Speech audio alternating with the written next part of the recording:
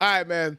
But with that, man, let's go ahead and get your red zone observations, man. A little quick episode today, man. So go ahead, Rod. How you feeling about your red zone observation? How was red zone this? How was your red zone viewing experience before we actually get into it this week, man? Was week The Red 13 Zone good, man? Week 13 was, you know what? Week 13 was good because I went into it with low expectations. Mm. When I saw the slate of the games today, Herbie, I was just like, damn, today's gonna be kind of a hard day to pick games to talk about. But a lot of the games ended up being more entertaining than I thought. Like the Bengals, Steelers, like there were some good games. Like I can't even hold you. Like today actually ended up being a pretty entertaining day of Red Zone, surprisingly. So anyway, let me get through, some of my takes that I have for y'all. First one that I have for the New York Jets. You know I love y'all know I love y'all boys. Y'all know I love talking about the Jets. Aaron Rodgers throwing pick sixes to D linemen. Sad. Herbie, I gotta tell you, man. The Jets have given me like I am a Jets hater of the highest degree, Herbie, and the Jets have given me a season despite, they say misery loves company. And, in real life, I'm not really like that. But in football life, I'm 100% like that because the Dolphins have been a miserable franchise for a long time. So obviously, the Jets have kept us plenty company for the past several decades, right? And watching that game today against the Seahawks, the Jets were having a day where they were feeling good. They were in control. At one point, they were up like 14-0. Fucking, and then next thing you know, then and they had a punt return for a touchdown or a kick return actually for a touchdown. Like the Jets were on cruise control. Their defense was looking stout against the Seahawks. Everything was going good. And then Seattle scored 19 unanswered points, Herbie. The Jets are gonna keep jetting. Aaron Rodgers with the pick six. What else happened? Hell, at one point the Seattle Seahawks had a possession where they had 7 snaps at the goal line. Herbie, the Seattle Seahawks and finished that possession with a sack of like a 20-yard loss, and these niggas still came back to beat the Jets. I will cherish this season as a Jets hater for the rest of my life because I did not think that that the dumpster fire would have been so great. I didn't think I would see mushroom smoke, Herbie. This has been a complete bomb. Like the Jets have completely bombed the season, and I will forever enjoy this, Herbie. Like that is making what is a pretty disappointing Dolphin season a little more bearable. Next red zone observation. Trevor Lawrence just took one of the dirtiest hits I've seen in a while. Houston defender Alshire had that boy looking like Tua. Massive brawl ensued. Like now, Herbie, I don't know if you got to see that hit on Trevor Lawrence that happened, but Alshire completely tried to take this nigga head off when he went to slide. And the funny I thing was, before I wrote this point, I was gonna write on Trevor Lawrence and his play, but I completely changed it because that hit happened like right when I seen it. So, because I was originally gonna write something along the lines of like, oh, like Trevor Lawrence is just like how are Jags fans feeling right now? Like that's what I was gonna ask, and then I saw the hit. But what's your thoughts on that? Did you see it? Yeah, I'm pretty sure you probably seen that hit that No, Alshire put I on. seen the hit, man. It was crazy because it's like, all right, I tried to get homie the grace, but not only did you go in at him and you had the opportunity to pull up, you threw your bow at that dude, bro. Like you wanted to inflict pain. So when I saw Evan Ingram bang his head against the ground, I'm like, hey, bro, you deserve that shit, dog. Like, listen, Hey, man, I get it. I understand. Which actually I don't understand. I don't understand how hockey players could have full on brawls, but football players can't.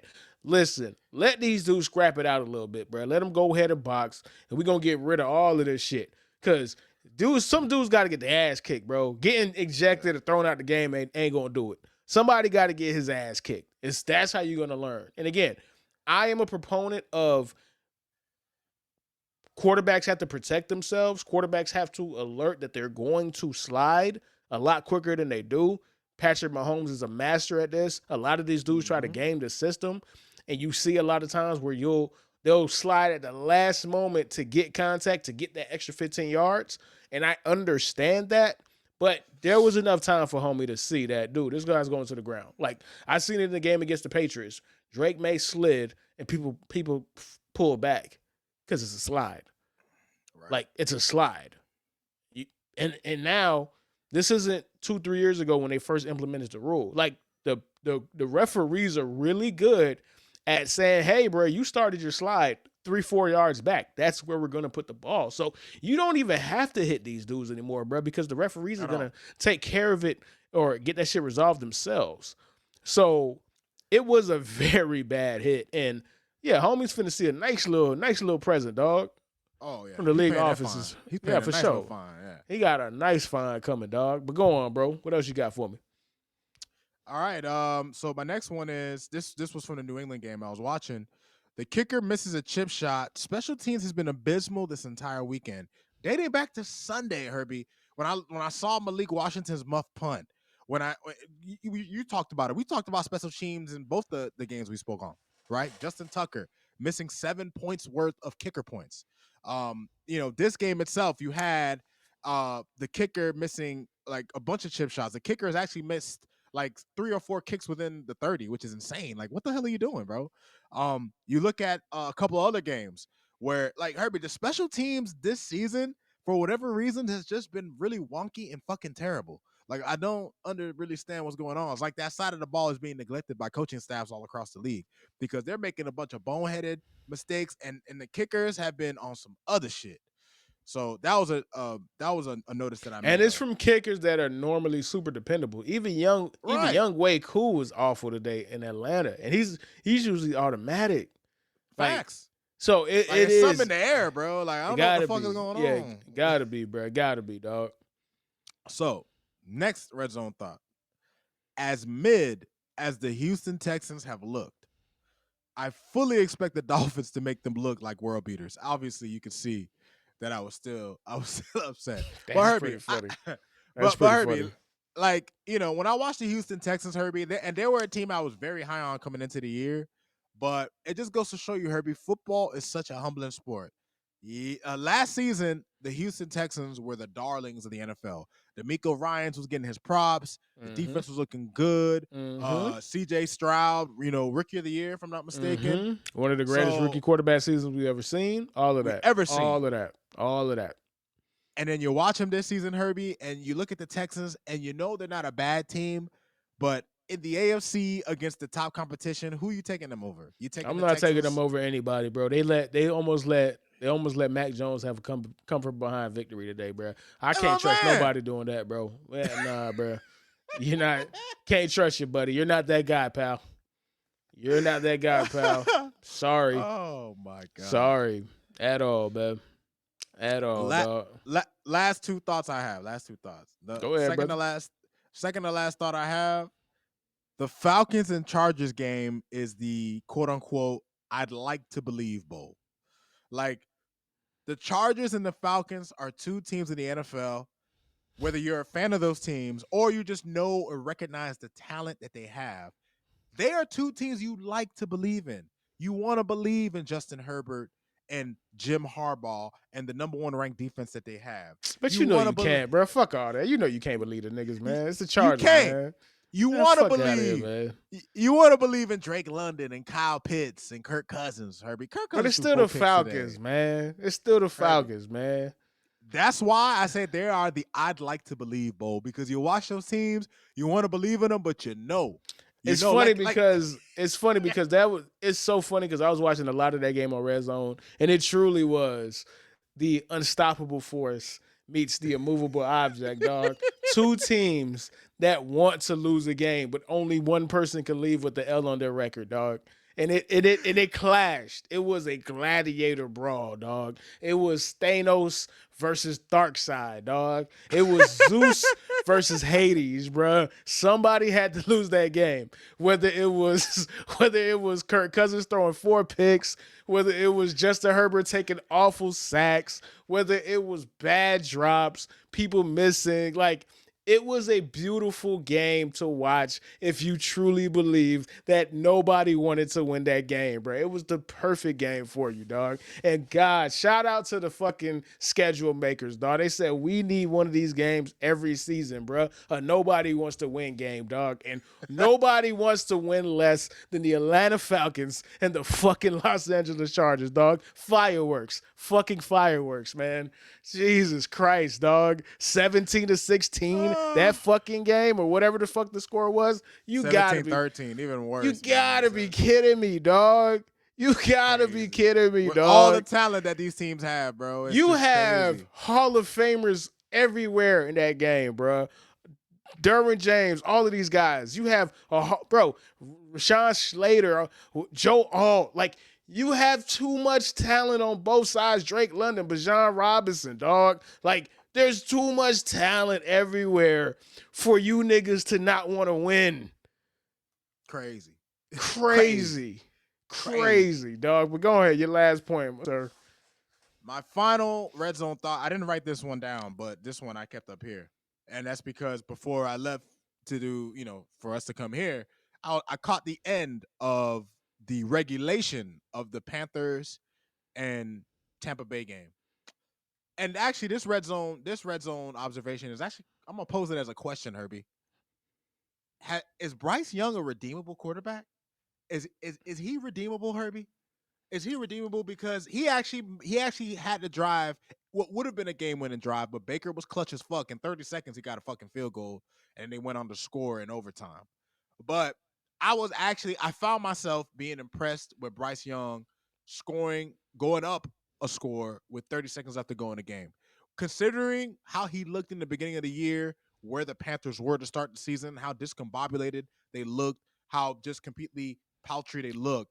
Watching him now and watching his growth, Herbie, is he redeemable? Yeah, for he's them redeemable. Or for someone else? Absolutely, he's redeemable. But you have to understand who he is, right? Like, sometimes there's things called a sunk cost. You cannot allow Bryce James to be a sunk cost. Is Bryce Young looking like the quarterback you drafted? Sure. But is Bryce Young the quarterback of the future? That is a completely different question at this point. Him looking like somebody that you could work with versus him looking like a number one pick, a number one overall pick, those two things at this point, even with him looking as good as he's looked by his standards, I don't think that he's somebody that you give $200 million to in 2 years. Because you're going to end up regretting it. I don't disagree, man. I don't You're disagree. going to end up regretting it. But I love that he's playing better, because now all of you people that always want to complain about it's this person's fault, it's the team's, blah, blah, blah, blah, blah, blah. No, dude, the nigga was just being ass, bro. He was just ass, bro. There's nothing different about the team. Same roster. Literally. They actually got worse at receiver because they traded Deontay Johnson to the Steelers. So they're worse at receiver. Sometimes somebody's just ass. For an entire season his rookie year, in the first 4 games of this season, he was one of the worst quarterbacks that's ever been on the field. And he just stopped being one of the worst quarterbacks that's ever been on the field. And now he's a decent quarterback. That's what happens when you as a player play up to your standards. We can't keep blaming the offensive line and coaching and this and that.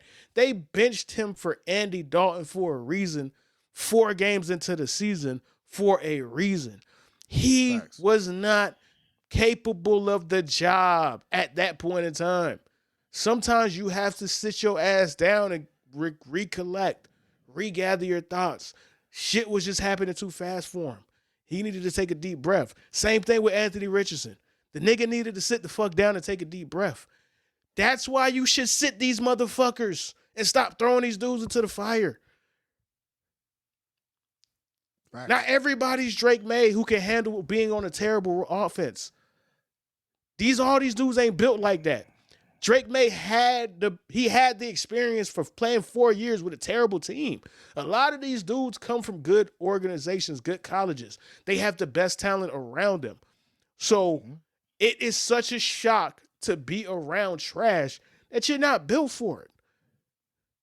You got to learn. Bryce Young went from having the most talented team every time he stepped on a football field at Alabama to playing for the Carolina Panthers. That's a culture shock, dog. And he wasn't ready for it. He sat his ass down and he became a significantly better quarterback for it. He didn't get a stronger arm. He didn't grow 5 inches. He didn't add 20 pounds. No, he just stopped being shocked by the process. So all of y'all shut the fuck up. It wasn't the Panthers. It was him. It was him. It was always him. And now that he is playing a lot better internally, you see the result, man.